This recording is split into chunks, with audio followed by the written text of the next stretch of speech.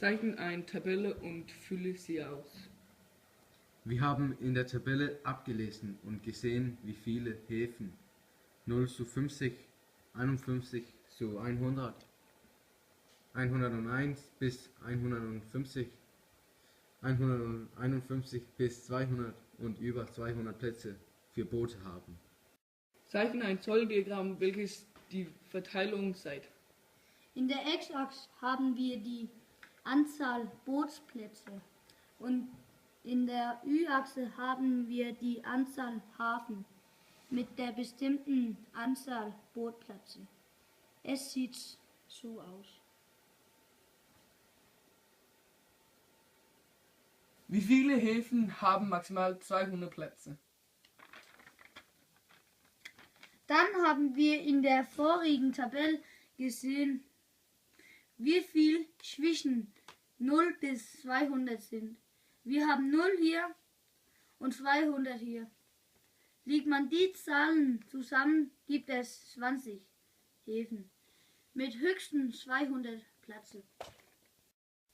Die 6 größten Häfen. Wir haben in die Tabelle abgelesen, wie viele Plätze die 6 größten hat. Es sieht so aus. In Welpsund waren es 236 Plätze. In Nibe waren es 315 Plätze.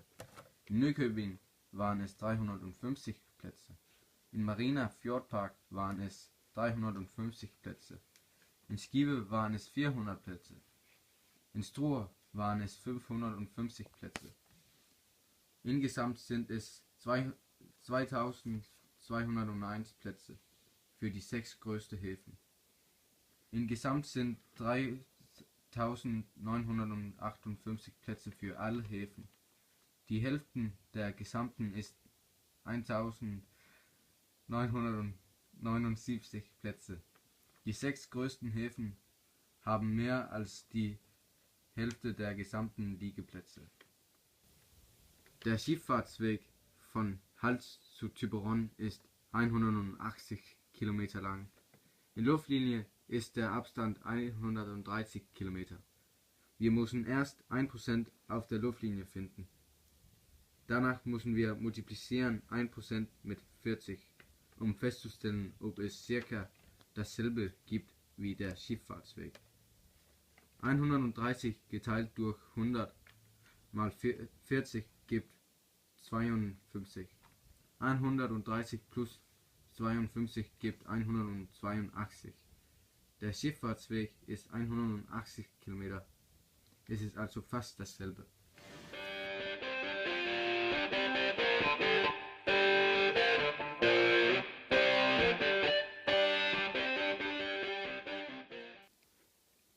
On the trip, the family of Nygård saw a dresser.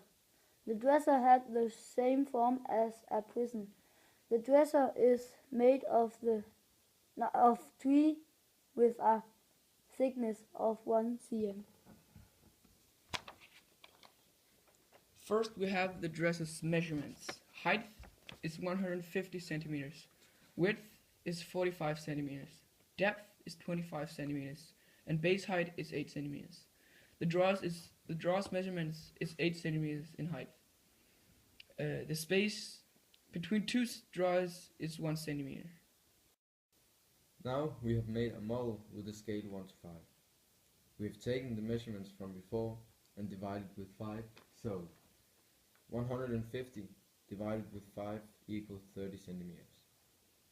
45 divided with 5 equals 9 centimeters. 25 divided with 5 equals 5 centimeters. 8 divided with 5 equals 1.6 centimeters. 18 divided with 5 equals 3.6 centimeters. 1 divided with 5 equals 0.20 centimeters. If you put these measurements into a prism-shaped draw, it would look like this.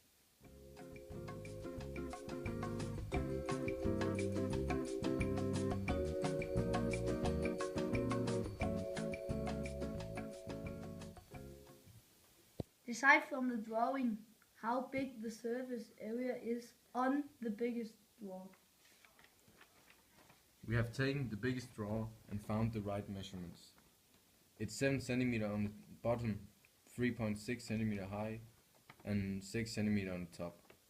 To find the surface area, we say a half times 3.6 times bracket start 6 plus 7 bracket end.